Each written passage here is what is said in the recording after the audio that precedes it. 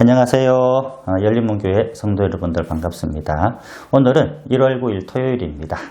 내일 또 우리가 함께 예배를 현장에서 또 예배당에서 함께 예배를 드려야 되는데요. 지금 또 코로나 사태가 계속 진정되지 않고 비대면 예배를 계속 또 이제 방역 당국에서 하라고 그렇게 지침이 내려와서 내일도 안타깝게도요 실시간 예배로 함께 드리도록 그렇게 하겠습니다. 오늘 저와 함께 토요일 큐티 말씀을 함께 나누게 될 건데요. 요한 1서 5장 13절로부터 21절까지 말씀을 저와 여러분들이 함께 읽고 또 큐티를 나누도록 하겠습니다. 요한 1서 5장 13절로부터 21절까지 말씀입니다. 자막을 보시고 함께 읽겠습니다. 내가 하나님의 아들의 이름을 믿는 너희에게 이것을 쓰는 것은 너희로 하여금 너희에게 영생이 있음을 알게 하려 함이라. 그를 향하여 우리가 가진 바 담대함이 이것이니 그의 뜻대로 무엇을 구하면 들으심이라. 우리가 무엇이든지 구하는 바를 들으시는 줄을 안즉 우리가 그에게 구한 그것을 얻은 줄을 또한 아느니라. 누구든지 형제가 사망에 이르지 아니하는 죄 범하는 것을 보거든 구하라. 그리하면 사망에 이르지 아니하는 범죄자들을 위하여 그에게 생명을 주시리라. 사망에 이르는 죄가 있으니 이에 관하여 나는 구하라 하지 않노라. 모든 불의가 죄로되 사망에 이르지 아니하는 죄도 있도다. 하나님께로부터 난 자는 다 범죄하지 아니하는 줄을 우리가 아노라. 하나님께로부터 난 자가 그를 지킴에 악한 자가 그를 만지지도 못하느니라. 또 아는 것은 우리가 하나님께 속하고 온 세상은 악한 자 안에 처한 것이며 또 아는 것은 하나님의 아들이 이르러 우리에게 지각을 주사 우리로 참된 자를 알게 하신 것과 또한 우리가 참된 자 곧 그의 아들 예수 그리스도 안에 있는 것이니 그는 참 하나님이시요 영생이시라.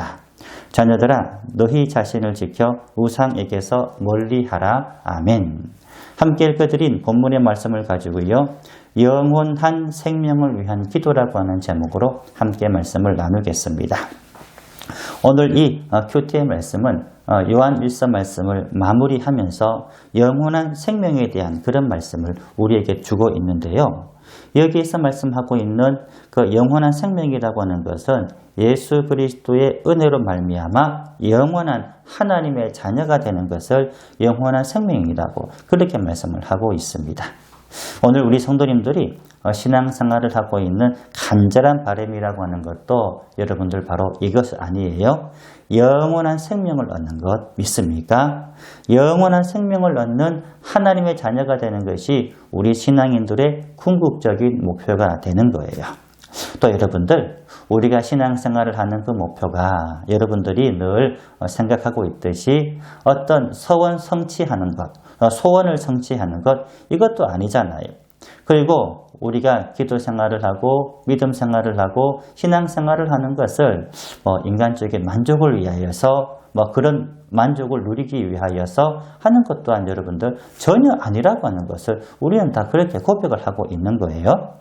물론 오늘 본문 말씀에도 보게 되면은 이제 사도 요한도 똑같이 이 영원한 생명에 대하여 아주 강하게 당부의 말씀을 성도들에게 해주고 있는데 이 영원한 생명이라고 하는 이 당부의 말씀을 본문 13절에 보니까는 이렇게 말씀을 합니다.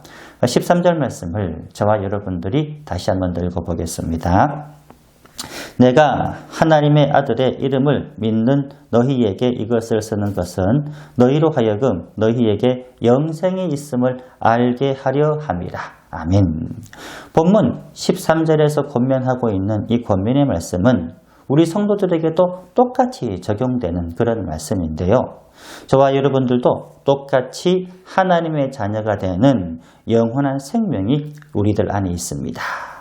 그리고 이것은 누가 뭐래도 영원한 생명을 가지고 있다고 하는 것은 만고불면의 분명한 진리라고 하는 것도 우리가 입술로 똑같이 고백을 하고 있습니다. 또한 성경 말씀 가운데서도 보게 되면은 이런 진리를 우리에게도 말씀해 주고 있는데 여러분들 우리가 보통 사람이 아니잖아요. 우리가 보통 사람이 아니고 방금 전에 말씀을 드렸듯이 영원한 생명을 가진 하나님의 자녀이기 때문에요. 이것이 사실 우리에게 자랑스러운 생각이고 또 담대한 생각으로 우리가 할 수 있는 것은 우리가 그런 영원한 생명을 가지고 있는 하나님의 자녀이기 때문에 우리가 기도할 때 우리가 기도하는 그 무엇이든지 응답받는 축복권이 있고요. 우리가 그 응답을 위하여서 우리가 항상 기도할 수 있는 기도권이 우리 성도들에게 있다라고 그렇게 우리가 알고 있잖아요. 또 그리고 본문의 이 사도 바울은 우리가 가지고 있는 이 축복권과 기도권을 어떻게 사용을 해야 되는가? 하나님의 자녀의 이 축복권과 기도권을 어떻게 사용해야 되는가라고 하는 것을 16절에 보면은 이렇게도 말씀을 하고 있습니다. 16절 말씀을 다시 한 번 더 저와 여러분들이 함께 읽어봅니다. 누구든지 형제가 사망에 이르지 아니하는 죄에 범하는 것을 보거든 구하라. 그리하면 사망에 이르지 아니하는 범죄자들을 위하여 그에게 생명을 주시리라. 사망에 이르는 죄가 있으니 이에 관하여 나는 구하라 하지 않노라. 아멘. 본문 16절 보게 되면은 구하라라고 하는 그런 단어가 두 번이나 나오고 있는데 구하라라고 하는 단어는 기도하라, 간구하라라고 하는 그런 뜻이잖아요. 첫 번째 사용하고 있는 그 용례는 사망에 이르는 죄에 범하는 것을 보거든 구하라 라고 하는 그런 구하는 것이 나오고요. 또 하반절에 보게 되면 사망에 이르는 죄가 있으니 이에 관하여 나는 구하라 하지 않는다 라고 하는 이 두 가지 용례에서 기도한다, 구한다 라고 하는 그런 말씀을 사용을 하고 있는 거거든요. 물론 16절 전체의 이 문장에서도 그 주어는 형제라고 하는 그 단어가 바로 주어입니다. 이 형제는 우리 성도님들을 말씀을 하고 있는 건데요. 16절 이하에 보게 되면은 우리의 형제가 사망에 이르는 죄도 지을 때도 있고 또 사망에 이르지 않는 죄를 지을 때도 있다라고 하는 그런 의미 또한 여러분들 영원한 생명에 관한 하나님의 자녀가 되는 하나님의 자녀에 관한 그런 이야기가 되는 겁니다. 본문에서 사망에 이르지 않는 죄라고 하는 것은 영원한 생명을 잃지 않고 단순히 우리 성도들이 교회 안에서 정죄받을 만한 그런 죄를 지은 것을 사망에 이르지 않는 죄라고 그렇게 정의를 하고 있는데요. 저도 오랫동안 교회에서 사역을 하다 보게 되면은 이런 모습을 볼 때가 참 많이 있는 겁니다. 문제는 교회가 분쟁과 다툼으로 말미암아 죄를 짓고 있어요.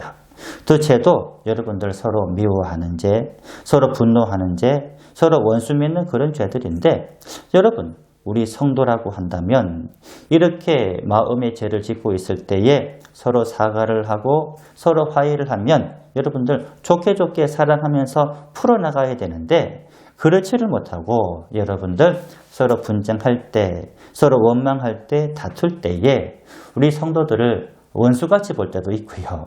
마귀처럼 볼 때도 성도들을 마귀처럼 대할 때를 보게 되면 정말로 안타까운 그런 마음을 늘 마음속에 품게 되는 거예요.